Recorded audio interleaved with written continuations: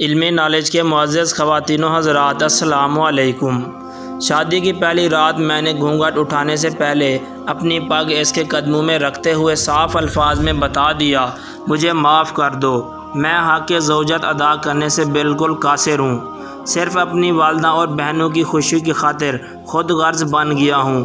اس نے وہ پگ میرے سر پر رکھتے ہوئے کہا، آپ جیسے بھی ہیں میرا سہاگ ہیں، میرا نصیب ہیں، مجھے اب آپ کے ساتھ ہی رہنا ہے۔ اس دن کے بعد اس اللہ تعالیٰ کی بندی نے میرے ساتھ 30 سال گزار دیے، میرے گھر والوں کی ہر بات برداشت کی، بانجھ ہونے کے طعنے بھی سنے، مگر میرا پردہ رکھا۔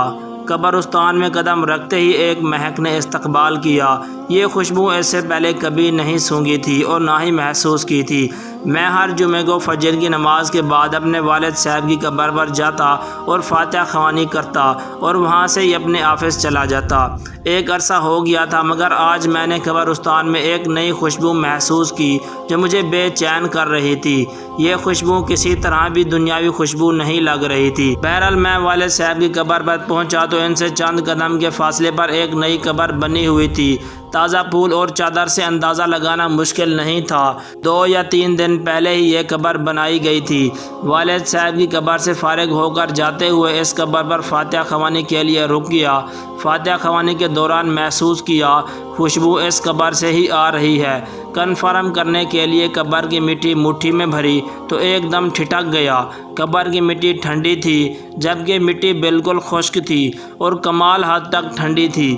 بہرحال مٹی کو وہیں قبر پر پھینک دیا اور ہاتھ جھاڑنے کے بعد چل پڑا۔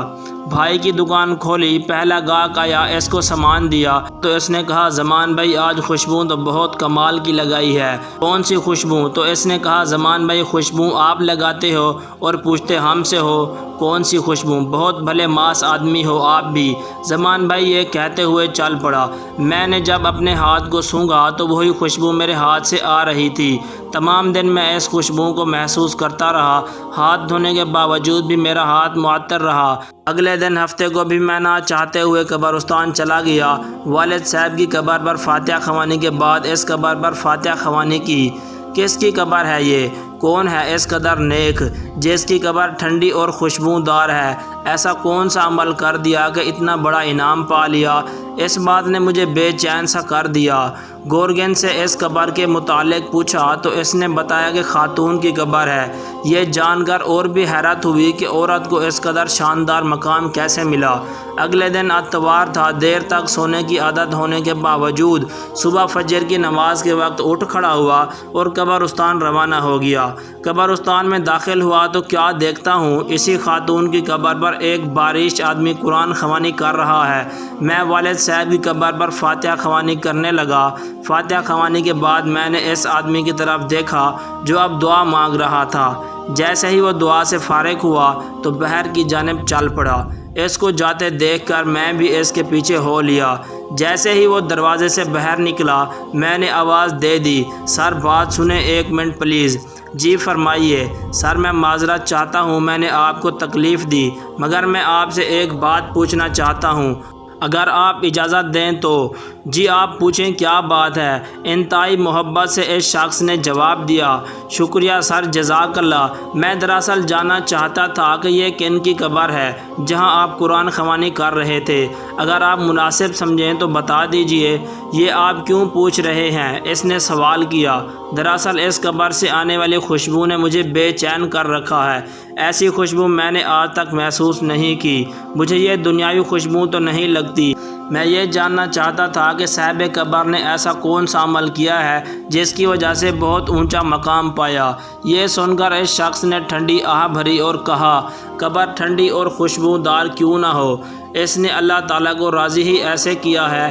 جی میں یہی جاننا چاہتا ہوں کہ ایسا کون سا عمل ہے جس سے یہ سعادت نصیب ہوئی۔ تو اس نے بتایا کہ یہ میری زوجہ کی قبر ہے، 30 سال ہماری رفاقت رہی، میں 4 بہنوں کا اکلوتا بھائی ہوں۔ میری بہنوں اور ماں کو میرا صحرا دیکھنے کا بے حد شوق تھا۔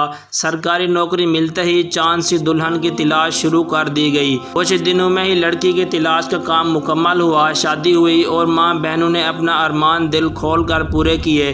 شادی کی پہلی رات میں نے گھونگھٹ اٹھانے سے پہلے اپنی پگ اس کے قدموں میں رکھتے ہوئے صاف الفاظ میں بتا دیا، مجھے معاف کر دو، میں حق زوجت ادا کرنے سے بالکل قاصر ہوں، میڈیکلی طور پر مکمل طور پر انفٹ ہوں، صرف اپنی والدہ اور بہنوں کی خوشی کی خاطر خود غرض بن گیا ہوں۔